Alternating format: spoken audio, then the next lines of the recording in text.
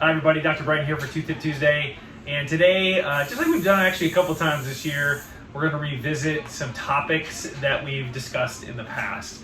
And I want to do this one because actually in the last couple of weeks, I've had some really cool outcomes for patients, but it's with regards to gum health and diabetes. As many of you probably know, or those of you that have diabetes or pre-diabetic know, in my practice, if you're diabetic or pre-diabetic, I recommend that you have your teeth cleaned every 3 months. And the reason being for that is diabetics are at an increased risk for the development of gum disease.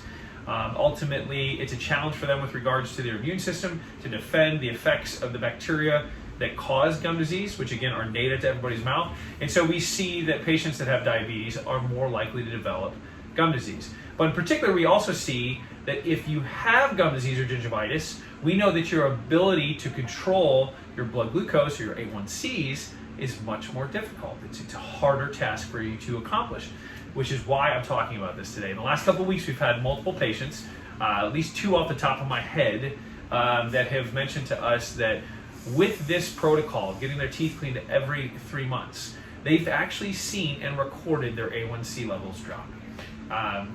Not my idea, not my theory, not my actual discovery. These are just things that we have, fortunately in dentistry, been able to discover with research. And one of them in particular, one of those things that we've discovered recently is the way that our gum health can affect our ability to control things like our blood glucose or our A1Cs.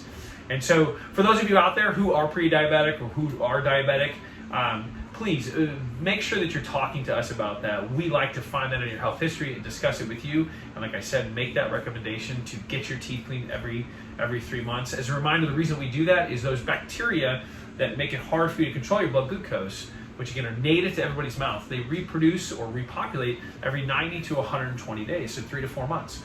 And so for us, what we try to do is stay ahead of the repopulation curve so that they can't make those damaging changes in your mouth that can make it hard for you to control your blood glucose.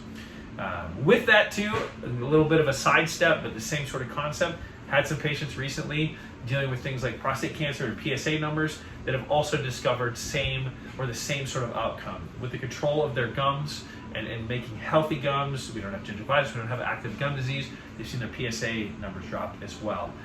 Also things that have been documented in research. And so some really cool finds, but some practical, actual everyday things have happened in our practice that are quite inspiring and great to hear. So if you have questions about this, or if you think this could help somebody, please share this, have them reach out to us too.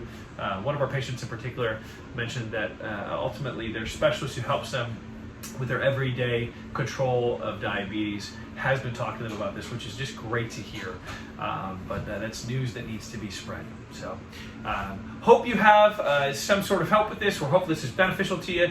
But we hope you have a great rest of your Tuesday and a great rest of your week. Thanks so much for tuning in. Take care.